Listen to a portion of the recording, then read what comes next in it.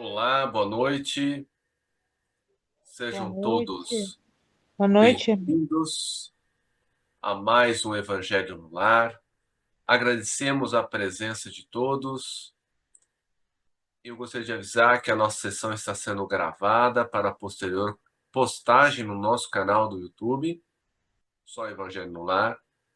E antes da prece inicial, gostaria de convidar a todos a me acompanhar na leitura do livro Agenda Cristã.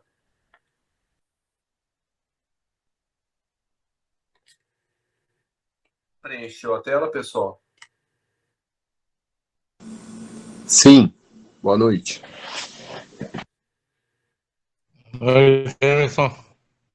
Ô, Rubão, boa noite, saudações a todos aí, boa noite. Vamos então à leitura, boa noite, Emerson, do livro Agenda Cristã. O título é Medicação Preventiva. Pense muito antes da discussão. O discutidor, por vezes, não passa de estouvado. Use a coragem, sem abuso. O corajoso, em muitas ocasiões, é simples e imprudente. Observe seus métodos de cultivar a verdade. Muitas pessoas que se presumem verdadeiras são veículos de perturbação e desânimo. Proceda com inteligência em todas as situações. Não se esqueça, porém, de que muitos homens inteligentes são meros velhacos. Seja forte na luta de cada dia. Não ouvide, contudo, que muitos companheiros valentes são suicidas inconscientes. Estime a eficiência, no entanto, a pretexto de rapidez. Não adote a precipitação. Não enfrente perigos sem recursos para anulá-los. O que consignamos por desassombro muitas vezes é loucura. Guarde valor em suas atitudes. Recorde, entretanto, que o valor não consiste em vencer, de qualquer modo, mas em conquistar o adversário no trabalho pacífico. Tenha bom ânimo, mas seja comedido em seus empreendimentos. Da audácia ao crime, a distância é de poucos passos. Atenda à afabilidade e à doçura em seu caminho. Não perca, porém, o seu tempo em conversas inúteis. Por favor, Rubem, prece inicial.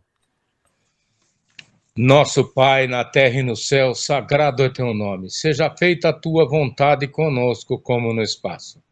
Dai-nos do teu pão o suficiente para o dia. Em tua compaixão, perdoai-nos e alargai-nos nossos corações, para que perdoemos uns aos outros. Guia-nos para ti, Senhor, e dá-nos suas mãos em nossas trevas, pois teu é o reino e em ti estão nosso poder e realização. Amém. Rogamos ao Senhor Deus Todo-Poderoso enviar-nos bons espíritos para nos assistirem, afastar aqueles que possam induzir-nos ao erro e dar-nos a luz necessária para distinguirmos a verdade da impostura. Afastai também os espíritos malfazejos, encarnados ou desencarnados, que poderiam tentar lançar a desunião entre nós e, com isso, desviar-nos da caridade e do amor ao próximo.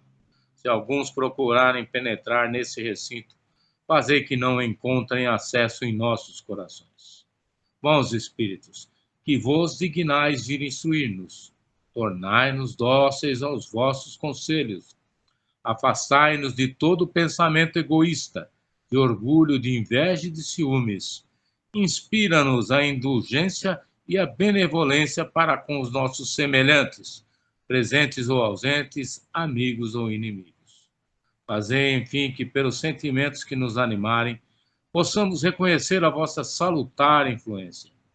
Dai aos médiuns que encarregardes de nos transmitir os vossos ensinamentos a consciência da santidade do mandato que lhes é confiado e da gravidade do ato que vão praticar, a fim de que o façam com o fervor e o recolhimento necessários. Se estiverem entre nós pessoas que foram atraídas por outros sentimentos, e não do bem, abre os seus olhos à luz, Senhor, e perdoai-as, como nós as perdoamos se vieram com intenções malfazejas. Pedimos especialmente aos sagrados espíritos da luz, aos nossos guias espirituais, para nos assistirem e velarem por nós nesse ato. Amém. Obrigado, Rubem. Meninas, o que vamos ler hoje? Zunia, quer escolher? Posso falar? Ó, eu achei aqui no Livro dos Espíritos, pergunta 154, separação da alma e do corpo. Qual é o número, por favor? Pergunta 154. Ok, obrigada. Página 117.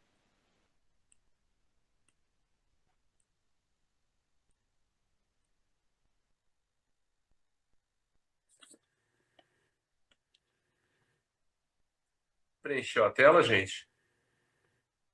Sim. Perfeito. Livro dos Espíritos. Separação da alma e do corpo. Pergunta 154. É dolorosa a separação da alma e do corpo? Não. O corpo quase sempre sofre mais durante a vida do que no momento da morte. A alma, nenhuma parte toma nisso. Os sofrimentos que algumas vezes se experimentam no instante da morte são um gozo para o espírito que vê chegar o termo de seu exílio. Nota de Kardec. Na morte natural, a que sobrevém pelo esgotamento dos órgãos em consequência da idade, o homem deixa a vida sem o perceber. É uma lâmpada que se apaga por falta de óleo. 155. Como se opera a separação da alma e do corpo? Rotos os laços que a retinham, ela se desprende. Insiste Kardec. Letra A. A separação se dá instantaneamente por brusca transição? Haverá alguma linha de demarcação nitidamente traçada entre a vida e a morte? Não. A alma se desprende gradualmente. Não se escapa como um pássaro cativo, a que se restitua subitamente a liberdade. Aqueles dois estados se tocam e confundem, de sorte que o espírito se solta pouco a pouco dos laços que o prendiam. Esses laços se desatam, não se quebram. Nota de Kardec. Durante a vida, o espírito se acha preso ao corpo pelo seu envoltório semimaterial ou perispírito. A morte é a destruição do corpo somente, não a desse outro invólucro, que do corpo se separa quando cessa nesse a vida orgânica. A observação demonstra que no instante da morte, o desprendimento do perispírito não se completa subitamente, que ao contrário, se opera gradualmente com uma lentidão muito variável conforme os indivíduos. Em uns, é bastante rápido, podendo dizer-se que o momento da morte é o da libertação, com apenas algumas horas de diferença.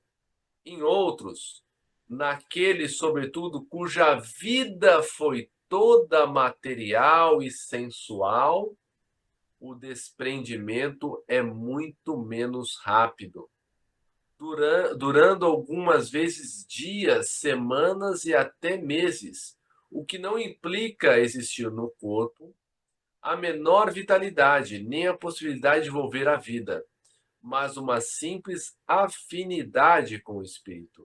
Afinidade que guarda sempre por proporção com a preponderância que durante a vida o espírito deu à matéria. É com efeito racional conceber-se que quanto mais o espírito se haja identificado com a matéria, tanto mais penoso lhe seja separar-se dela. Ao passo que a atividade intelectual e moral, a elevação dos pensamentos, operam um começo de desprendimento, mesmo durante a vida do corpo, de modo que, chegando à morte, ele é quase instantâneo. tal resultado dos estudos feitos em todos os indivíduos que se tem podido observar por ocasião da morte. Essas observações ainda provam que a afinidade persistente entre a alma e o corpo, em certos indivíduos, é às vezes muito penosa, porquanto o espírito pode experimentar o horror da decomposição. Esse caso, porém, é excepcional e peculiar a certos gêneros de vida e a certos gêneros de morte. Verifica-se com alguns suicidas, né? Nós fizemos um estudo no sábado à noite sobre o livro Céu e Inferno, né, de Kardec, onde na segunda parte ele relata os vários tipos de desencarnação. E é muito interessante realmente que quanto mais elevado o espírito, menos ele sofre, né, na passagem para o plano espiritual. Quanto mais arraigado à matéria, né, quanto mais sensual, quanto mais apegado às coisas do mundo, mais difícil é o seu desprendimento, né? Terminando com suicidas, né, que tem assim realmente um desprendimento abrupto, violento, mas eles continuam, né, sentindo, né, no corpo espiritual aqueles últimos momentos, aquelas dores atrozes, né, como aquelas pessoas que se atiram de precipícios, se jogam na frente de trens e etc. Né? Algum comentário até aqui, Rubem? Fred, a gente tem que se reportar o seguinte, que a verdadeira vida é a vida espiritual. Né? Isso é inegável para nós que somos adeptos do espiritismo. A questão das pessoas que são muito apegadas à materialidade, essa transição, né? essa separação, às vezes abrupta, né? na vida material, traz muita dificuldade, inclusive para os nossos irmãos, os obreiros da luz. Né? Lembra do livro que eu sugeri para vocês, Na Hora do Adeus, né? Em que ali se ensina como se comportar num velório, né? A necessidade de se orar, né? Ao invés de muita conversa, piadinha, né? Lá estão nossos irmãos trabalhando para separar os liames que ligam o corpo material, o corpo espiritual da matéria inerte. E essa questão aí, a dificuldade para eles é tremenda, quando o indivíduo foi muito apegado às questões materiais, à riqueza, etc. E tal, luxúria, né? O sofrimento deles é atroz. E como você mesmo colocou, né? Às vezes, essa separação total termina meses depois, quando o indivíduo já está num processo elevado de decomposição, né, meu irmão? Deve ser muito difícil. É claro que as pessoas desprendidas, as pessoas espiritualizadas, essa transição é mais fácil, né? Sem tantos traumas, né, meu irmão? Obrigado. Obrigado você, Rubem. Cirnei, quer falar alguma coisa?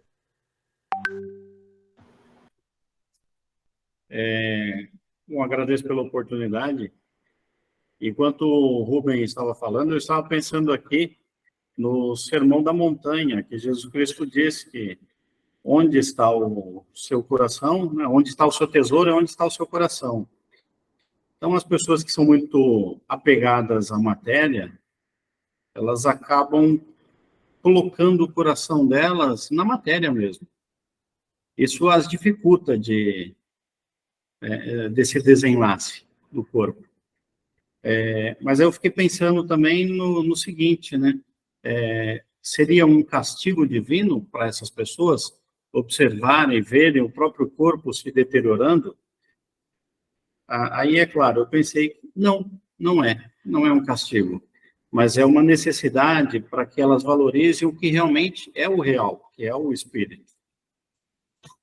Então, a única coisa real que há em nós é o lado espiritual.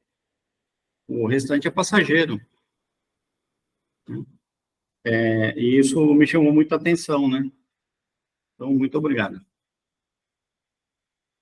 Obrigado a você, Sirnei. Fred, eu posso fazer uma parte? Por favor.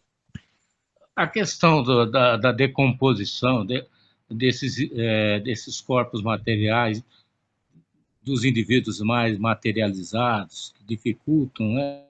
Às vezes, esse processo é usado pelos espíritos, porque muitos desencarnam, às vezes, e não aceitam a condição de desencarnar.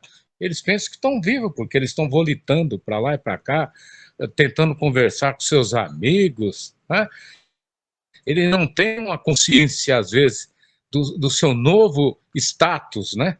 Então, os nossos mentores usam esse processo de decomposição do corpo para fazer com que ele reconheça esse novo status, essa nova condição de desencarnado. Obrigado, irmãos. Nada. Eu vou prosseguir, então, um pouquinho mais a leitura. 156. A separação definitiva da alma e do corpo pode ocorrer antes da cessação completa da vida orgânica? Na agonia, a alma algumas vezes já tem deixado o corpo. Nada mais há que a vida orgânica. O homem já não tem consciência de si mesmo, entretanto, ainda lhe resta um sopro de vida orgânica. O corpo é a máquina que o coração põe em movimento. Existe enquanto o coração faz circular nas veias o sangue, para o que não necessita da alma. 157. No momento da morte, a alma sente alguma vez qualquer aspiração ou êxtase que lhe faça entrever um mundo onde vai de novo entrar? Muitas vezes a alma sente que se desfazem os laços que a prendem ao corpo. Emprega, então, todos os esforços para desfazê-los inteiramente. Já em parte desprendida da matéria, vê o futuro desdobrar-se diante de si e goza por antecipação do estado de espírito. É interessante, me fez lembrar do relato da desencarnação de Bezerra de Menezes, né? Nós sabemos que Bezerra de Menezes foi o médico dos pobres, né? Ele foi muito atuante nessa parte, né? E quando da sua desencarnação, né? Quem veio lhe buscar foi Celina, a assistente direta de Maria, mãe do Cristo, né? E ele escutava, né? Vozes como que cantando, né? E ele perguntou, mas o que é isso, né? Que são essas vozes, né? E Celina disse, venha, Bezerra, venha olhar. E daí eles chegaram, né, num ponto e puderam observar, né? Muitas e muitas pessoas, né, em coro, né? Orando, agradecendo a Bezerra. Daí ele disse, mas eu não me lembro de nenhuma dessas pessoas, né? Ah, meu querido, mas elas se lembram de você. Essas pessoas foram as que você beneficiou durante a vida, né? E isso me faz lembrar para mim que fazer o bem para nós, espíritos imperfeitos, é uma obrigação, né? Porque o único advogado que nós teremos no futuro, né? As intercessões que necessitaremos, é o bem que fazemos hoje, né? E a única coisa que nós temos em vida é o pouco tempo que nós temos aqui, né? Que é o agora, e a nossa boa vontade. O restante tudo nos é emprestado, né? Então, fica aí o convite para fazermos o bem. Comentários? Fred, eu também li a respeito dessa passagem. Este ascensionado, ele foi eximido do processo reencarnatório. E ele poderia alçar as esferas mais iluminadas. mas ele preferiu, esse avatar, permanecer nas partes mais baixas, para continuar tratando de nós, né? De nos assistir. De fato, é um Mahatma, né? Uma grande alma. Um abraço. Cirnei, quer falar alguma coisa? Não, muito obrigado. Perfeito, vou ler mais um pouco. 158. O exemplo da lagarta que primeiro anda de rastos pela terra, depois se encerra na sua crisálida, em estado de morte aparente, para enfim renascer com uma existência brilhante, pode dar-nos a ideia da vida terrestre, do túmulo e, finalmente, da nossa nova existência? Uma ideia acanhada. A imagem é boa, todavia cumpre, não seja tomada ao pé da letra, como frequentemente vos sucede. 159. Que sensação experimenta a alma no momento em que reconhece estar no mundo dos espíritos? Depende. Se praticaste o mal, impelido pelo desejo de o praticar, no primeiro momento te sentirás envergonhado de o haveres praticado. Com a alma do justo, as coisas se passam de modo bem diferente. Ela se sente como que aliviada de grande peso, pois que não teme nenhum olhar perscrutador. Aí faço de novo, né, a lembrança do livro, da segunda página do livro Céu e Inferno, né, que Kardec descreve, né, porque entrevistou na Sociedade de Paris tanto os espíritos maus, os bons espíritos, os suicidas e os medianos, que acredito que sejamos nós. Artigo 160. O espírito se encontra imediatamente com os que conheceu na Terra e que morreram antes dele? Sim, conforme a afeição que lhes votava e que eles lhe consagravam. Muitas vezes aqueles seus conhecidos o vêm receber à entrada do mundo dos espíritos e o ajudam a desligar-se das faixas da matéria. Encontram-se também com muitos dos que conheceu e perdeu de vista durante a sua vida terrena. Vê os que estão na erraticidade, no plano espiritual, como vê os encarnados e os vai visitar. 161. Em caso de morte violenta e acidental, quando os órgãos ainda não se enfraqueceram em consequência da idade ou das moléstias, a separação da alma e a cessação da vida ocorrem simultaneamente? Geralmente assim é, mas, em todos os casos, muito breve é o instante que medeia entre uma e outra. 162. Kardec viveu essa época, né? Após a decapitação, por exemplo, conserva o homem por alguns instantes a consciência de si mesmo? Não raro a conserva durante alguns minutos, até que a vida orgânica se tenha extinguido completamente. Mas também, quase sempre, a apreensão da morte lhe faz perder aquela consciência antes do momento do suplício. Trata-se aqui da nota de Kardec. Trata-se aqui da consciência que o supliciado pode ter de si mesmo, como homem ou por intermédio dos órgãos, e não como espírito. Se não perdeu essa consciência antes do suplício, pode conservá-la por alguns breves instantes.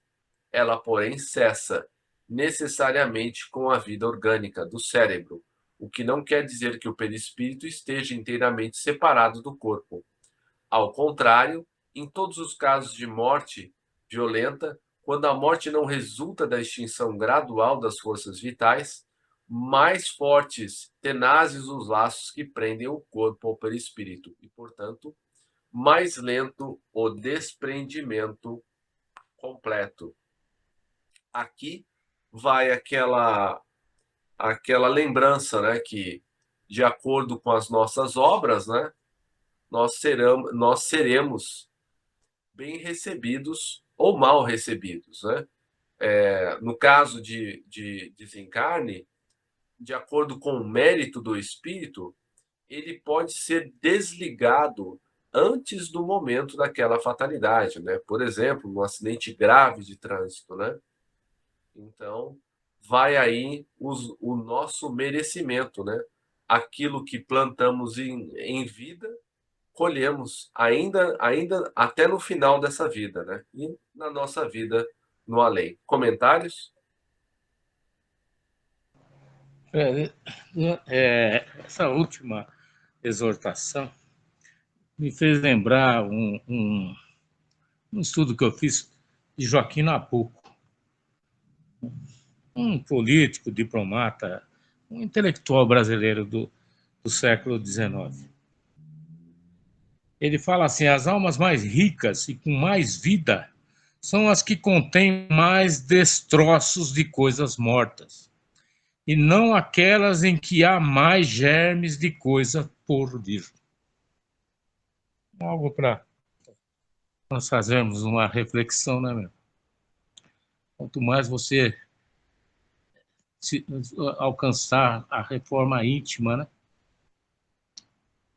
mais nos despojamos, né, das nossas dívidas pretéritas, né, meu irmão? E o porvir são as coisas que nós temos que buscar, né?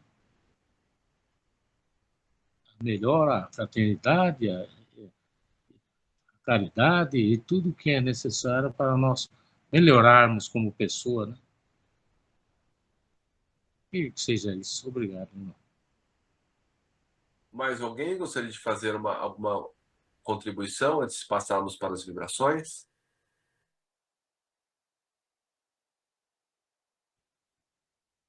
Não, obrigado. Não, obrigado. Sidney, mais Também alguma coisa a não, considerar? Não, muito obrigado. Bom, meus amigos, agora chegamos no momento de retribuir com muito pouco que temos a graça e a bondade divina que nos envolve a todos. Sabemos que os nossos irmãos espirituais chegaram às nossas casas já há bastante tempo, promovendo a limpeza, a asepsia do ambiente, trazendo aqueles outros irmãos desencarnados que necessitam tanto dessas palavras como nós mesmos. E assim, agradecemos a Jesus de estarmos aqui, em nome dele, fazendo esse evangelho. E assim, vamos vibrar por todos aqueles que estão em sofrimento. Inicialmente pelos nossos irmãos desencarnados, principalmente aqueles que saíram da vida física pela porta do suicídio, como o Fred, a Juliana, a Gabriele, o Elias, o Alan, a Juliana, o Bruno e tantos outros. E também vibremos pelas suas famílias, pois sabemos que o suicídio deixa um rastro de incompreensão, de amargura, de raiva. E vibremos ainda pelos nossos irmãos encarnados em dificuldades, principalmente aqueles que estão com a ideação suicida. Sabemos que a questão do suicídio envolve muitas vezes obsessões complexas. E quem são esses obsessores? São aqueles afetos do passado, que nós traímos a sua confiança, os prejudicamos os seus mais caros interesses. Então, peçamos a Jesus que ampare tanto aqueles que obsidiam quanto seus obsidiados, que eles possam reatar esses laços rompidos de amor, de amizade.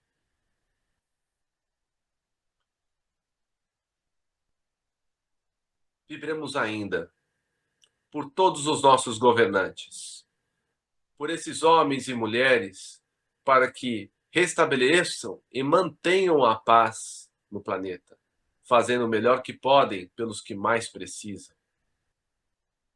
E que agora cada um de nós possa fazer uma vibração especial pela pessoa que lhe vem à mente neste momento.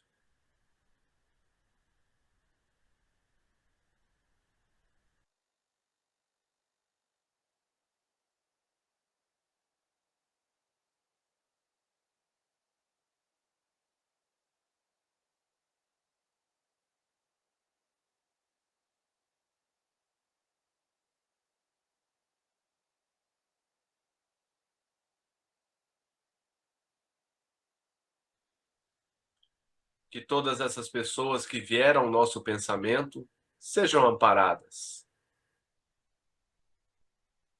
E que possamos, neste momento, mais do que coisas ou situações favoráveis, possamos pedir o amparo espiritual, moral e material que necessitamos. Saibamos pedir. Pois muitas vezes, aquelas coisas que pedimos seriam apenas para nos atrasar. Deixemos nas mãos dos nossos amigos espirituais, os nossos mentores, que sabem o que é melhor para nós. Viveremos ainda pelos centros espíritas, pelas igrejas, templos, seitas de quaisquer natureza e pelos indivíduos que fazem anonimamente a caridade. E por fim, peçamos que Jesus nos fortaleça no caminho do bem, para que possamos cumprir com coragem os nossos deveres, onde quer que eles nos levem, fazendo assim a nossa pequena parte na construção do reino de regeneração que Jesus nos prometeu, mas que começa no coração de cada um de nós, com os nossos esforços diários para dominar as nossas más tendências. Que assim seja, graças a Deus e graças a Jesus. Prece final, Rubem, por favor.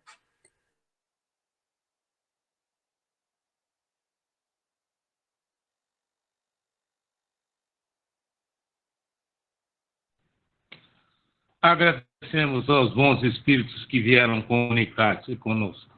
Pedimos que nos ajudem a pôr em as instruções que nos deram e façam que cada um de nós, ao sair daqui, esteja fortificado do bem e do amor ao próximo. Desejamos igualmente que essas lições sejam proveitosas para os espíritos sofredores, ignorantes ou viciosos, que puderam assistir a esta reunião e para os quais suplicamos a misericórdia de Deus. Assim seja. Uma boa noite a todos, que Jesus nos abençoe sempre. Amém. Boa noite, amém, gente. Boa noite. Boa noite. Obrigado, gente. Boa noite, obrigado.